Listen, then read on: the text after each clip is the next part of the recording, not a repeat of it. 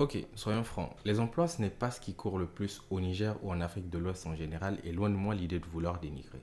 Cependant, je fais partie de ceux qui pensent que l'entrepreneuriat est l'un des seuls moyens efficaces de lutter contre l'avancée du chômage en Afrique de l'Ouest. Vidéo donc un peu plus adaptée à notre contexte, qui change de ce que l'on voit un peu partout sur Internet, dans le sens où vous aurez entendu des choses du genre, il faut monter un business plan, ensuite il faut faire une étude de marché et blablabla, qui sont bien entendu des étapes importantes dans la création d'une entreprise, mais qui ne sont pas forcément pertinentes pour celui qui veut lancer sa petite affaire au Niger ou en Afrique de l'Ouest rapidement.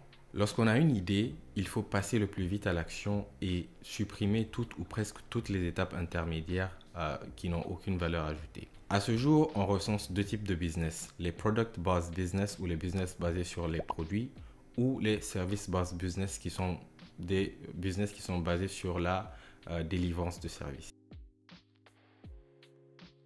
Premièrement, parlons des business basés sur la délivrance de services. Ce type de business-là est le moins coûteux à mettre en place, par contre c'est le plus chronophage. Il nécessite que vous ayez une compétence dans la vie réelle ou dans le digital que vous allez échanger contre de l'argent. Disons que vous êtes un as en lavage de voitures et voyons comment à partir de ça, vous pouvez monter un business entier. Déjà, dans cette nouvelle ère du marketing sur les réseaux sociaux et les trucs un peu trop bling-bling, il faut savoir que ce n'est pas ceux qui vendent le mieux. Le plus important, c'est d'assurer un service de haut standing. Bien évidemment que le marketing et le branding sur les réseaux sociaux, c'est quelque chose d'important et je suis le premier à l'admettre. Cependant, pour un début, ce n'est pas là où il faut concentrer vos efforts, dans le sens où il faut éliminer le superflu et se concentrer sur les actions qui vont apporter des résultats le plus rapidement possible. Il faut procéder en trois étapes. Premièrement, la recherche du premier client. Les idées, le logo ou les pages sur les réseaux sociaux, c'est très bien, mais tant que vous n'aurez pas facturé votre premier client, vous n'êtes pas réellement un business.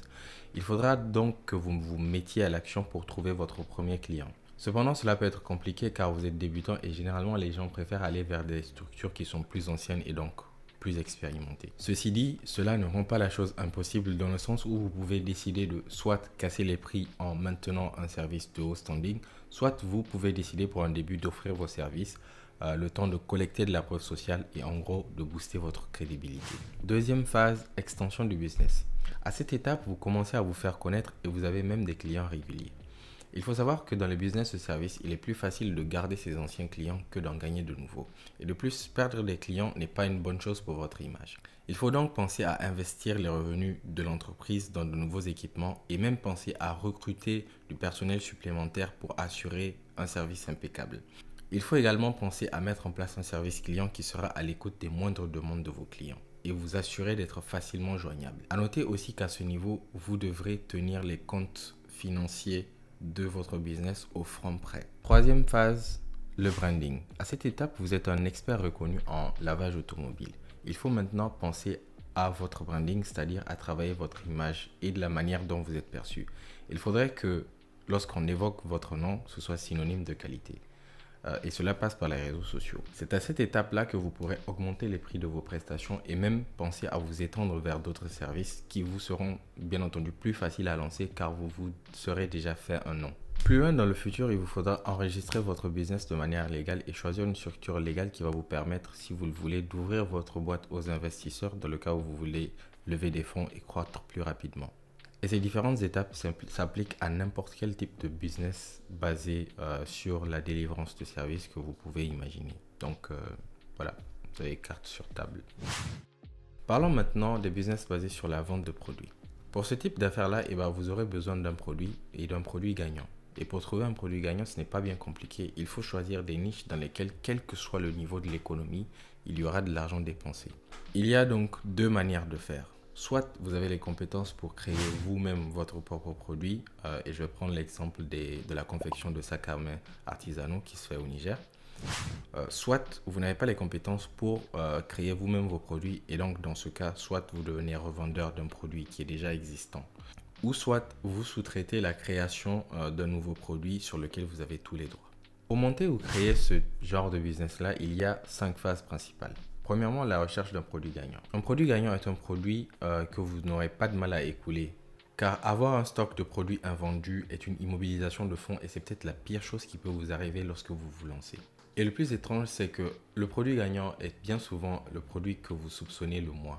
La meilleure tactique est donc de procéder par test afin d'identifier le ou les produits gagnants et ensuite de maximiser sur ces produits-là afin de croître rapidement. Deuxième étape, la recherche de fournisseurs. La recherche de fournisseurs doit se faire non seulement par le critère prix, mais aussi par le critère qualité. Warren Buffett disait que ça prend des années pour construire une réputation et juste 5 minutes pour la détruire. En d'autres termes, si vous vendez des produits de mauvaise qualité, votre business ne tiendra pas longtemps car vos clients seront mécontents. Content, mécontent, ça rime un peu, non? Ouais. Troisième phase, il faut promouvoir vos produits. Cette époque nous gratifie d'outils puissants que sont les réseaux sociaux et qui, lorsqu'ils sont bien utilisés, vont vous permettre de prospérer.